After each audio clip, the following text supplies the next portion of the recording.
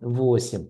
Переходим к следующему слайду. Здесь поменялась только картинка, экселевские данные внизу, вот эта таблица, все остальное осталось. Я имею в виду карта. Давайте очень быстро пройдемся тезисно. Что же произошло за период 12 месяцев, сравнивая январь 2026 год с январем 2025 года, также класс социальное жилье. Начинаем с города Харькова. Город Харьков, $586 за квадратный метр. Рост в годовом измерении, друзья, 4,46%. Индекс положительный, единичка, запятая, 0,45. Город Полтава, друзья, $587 за квадратный метр. Рост в течение года 3,16%. Индекс положительный, единичка, 0,32. Город Чернигов, друзья, $493 за квадратный метр. Видим, что рост в течение года составил 4%. Ну, можем округлить в меньшую сторону. Индекс положительный, единичка, запятая, 0,40. Ну и город Сумы, который, как я говорил, на протяжении 12 месяцев показывал снижение стоимости по социальному жилью, а в январе незначительно показал динамику роста, $457 за квадратный метр, но в годовом измерении динамика снижения продолжается, 1,30%. Индекс отрицательный, 0,987. Среднее арифметическое число по целому региону. Видим, январь 2026 год $531, что, сравнивая с январем 2025 года, что на 2,71% показало нам динамику роста в целом по региону. И индекс положительный, единичка, запятая, 0,27. Друзья, немного саморекламы. Расскажу вам, что такое индекс. Индекс – это макроэкономический показатель, который характеризует изменение стоимости во времени недвижимости. Считается он очень просто, если у вас есть статистические данные. На примере региона целого показываю. 531 делим на 517, получаем динамику роста в процентах, плюс 2,71% и положительный индекс единичка, запятая, 0,27. Друзья, на протяжении многих лет, это уже больше 10 лет, я и компания Alim Consulting готовим для крупных украинских системных национальных банков индексы рынка недвижимости, также для иностранных банков, которые работают на территории Украины. И, в общем-то, ну, я просто знаю, что у меня есть, мой канал смотрит фокус-группа людей, которые работают именно в финансовых учреждениях, которые достаточно хорошо знают это управление по рискам, риск-менеджменту. Данные специалисты хорошо знают, как меняется стоимость денег во времени. А я один из немногих в Украине, друзья, знаю, как меняется стоимость недвижимости во времени.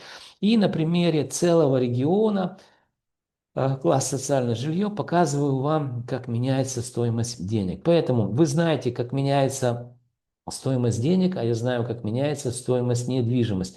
И эта синергия знаний поможет, в общем-то, друзья, вам в вашем сложном бизнесе. Ну и помогает, конечно же, мне заниматься наукой, дальше развиваться. И также компания Limp Consulting. Поэтому для того, чтобы меня найти, в описании канала есть мой Viber-телефончик, можем списаться или же созвониться. И раз в квартал, во-первых, составим техническое задание, и раз в квартал вы будете получать полный отчет исследования о процессах, которые будут происходить с недвижимостью, под которое ваше финансовое учреждение выдало или собирается выдавать финансовые средства. Итак, друзья, это была самореклама, без нее нельзя. Зафиксировали, что рост по региону почти 3%. Да? Дальше, друзья, переходя к, так сказать, прогнозам, давайте я очень быстро сейчас найду я слайд, который я так его нарисовал давно, но хотел бы обсудить просто ситуация такова. Сейчас, вот этот слайд. Да? Северо-восточная часть Украины, видите, вот эту границу, о которой я вам говорил, это Черниговская область, Сумская область и Харьковская область. Ну, не смотрите на данные, это старые данные, просто я взял. Поговорим о географическом расположении и насколько в общем-то, неприятно иметь ну, вот, в буквальном смысле соседа, который, в общем-то, ну, воюет, да, с Украиной, Российская Федерация воюет с Украиной. И вот давайте начнем с Черниговской области.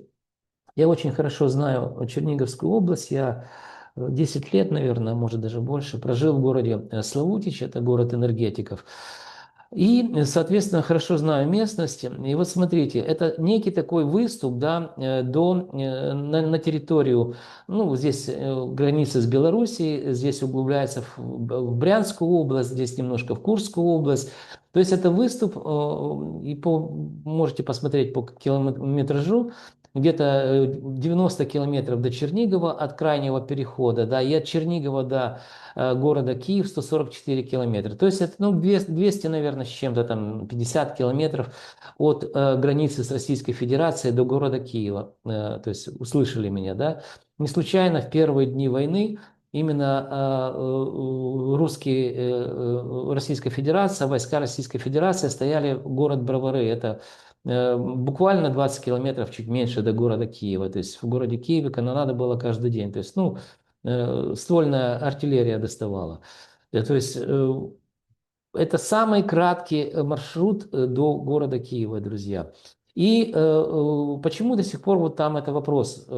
Не ведутся активных боевых действий, хотя именно с этого выступа запускается в сторону Российской Федерации беспилотники. Естественно, это приносит определенный, ну, неопределенный, это ущерб приносит Российской Федерации. Да? Но вот в этой части Украины очень спокойно и тихо.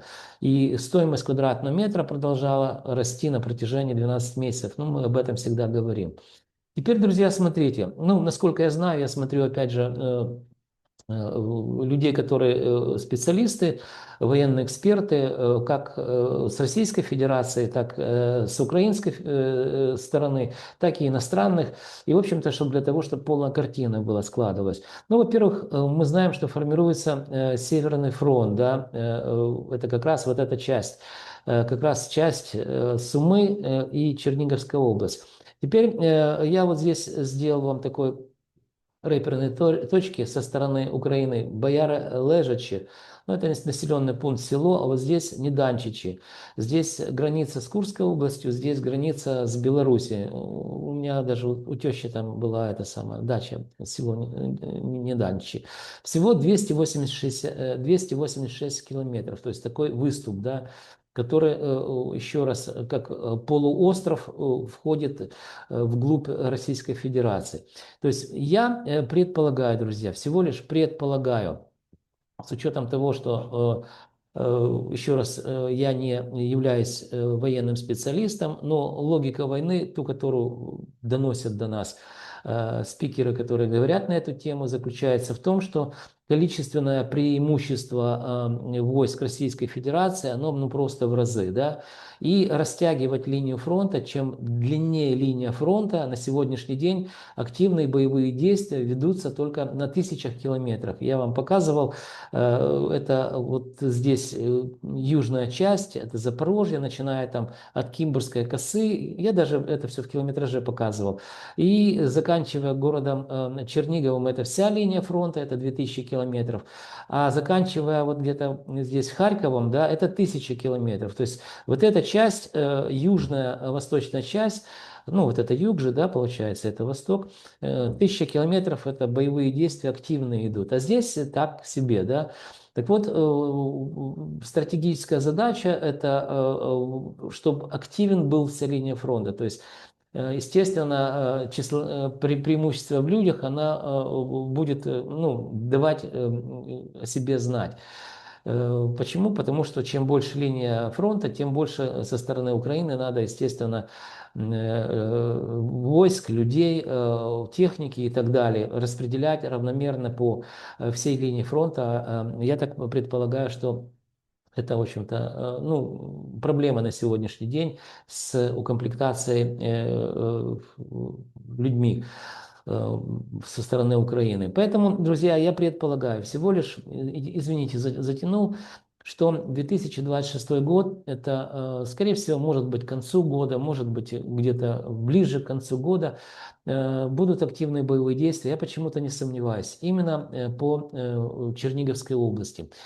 Ну, как оно будет, время пройдет быстро, но вот это аномально тихий островок, он беспокоит меня, действительно, что, ну, так не бывает. Везде война по границе, а здесь тишина и гладь. Правда, выносится энергетическая инфраструктура. Поэтому, друзья, у кого есть возможность, я ни к чему не призываю, я просто размышляю, у кого есть возможность, кто в таком возрасте, как я, уже которых после 60, вы знаете, мужчин выпускают из страны, то лучше на какое-то время, конечно, бы уехать туда, где более безопаснее. Но это еще раз всего лишь мое предположение. Теперь о прогнозах, друзья. То есть я вам показал географию, показал линию фронта, как проходит, да, территория, по какой территории. А теперь, опять же, возвращаемся к недвижимости. С учетом того, что внешние факторы, еще раз напомню, внешние факторы, которые влияют на рынок недвижимости, в целом на экономику, это, конечно же, война. Это основной фактор, который присутствует. И чем ближе фронт, тем, естественно, что тем не до жиру быть бы живу, люди, в общем-то, снижают стоимость квадратных метров своей недвижимости. Каждый из своих соображений, кто-то из страны хочет уехать, кто может, кто-то просто хочет переехать в более безопасное место, хотя в Украине, наверное, сейчас сложно найти безопасное место. Итак, о прогнозах я предполагаю, что февраль месяц, вот этот февраль, я записываю в феврале данное видео, март месяц, это будет месяцы, когда мы будем видеть по городу Чернигову снижение, где-то, ну, наверное, я думаю, что на 0,5% мы уже увидим. По городу Харькову где-то по проценту мы увидим каждый месяц, причем по городу Суммы, не знаю, с чем связан рост. Там будет продолжаться. Я предполагаю, что все-таки будет снижение, ну, потому что опять суммы и рост стоимости, ну, это насмешить людей. Город Полтава будет показывать динамику роста. Но в целом, еще раз повторюсь, по 3 городам я предполагаю, это город Харьков, Чернигов, Суммы, будет снижение стоимости квадратного метра. Где-то 0,5% в месяц, как и город Чернигов, город Сумы. В городе Харькове я предполагаю, что по 1% будет снижение. Итак, друзья, ну, пришло время прощаться. Очень подробно рассказал вам о том, что произошло с рынком жилой недвижимости. Ретроспектива целый год у нас была, рассказывал, да. Даже предположил, что может произойти с недвижимостью к концу первого квартала. Пришло время прощаться. Напоминаю вам, для того, чтобы вы знали, что происходит на рынке недвижимости, вам необходимо что сделать, друзья? Правильно, подписаться на мой канал. Вы также можете лайки, дизлайки ставить видео. А еще вы должны помнить, что я ваш скромный слуга и компания Олимп Консалтинг готовим для вас ежемесячные обзоры рынка недвижимости, которые, я уверен, станут для вас компасом, ну или же путеводной картой в каменных джунглях рынка недвижимости Украины. Друзья, до встречи в следующих моих видеороликах.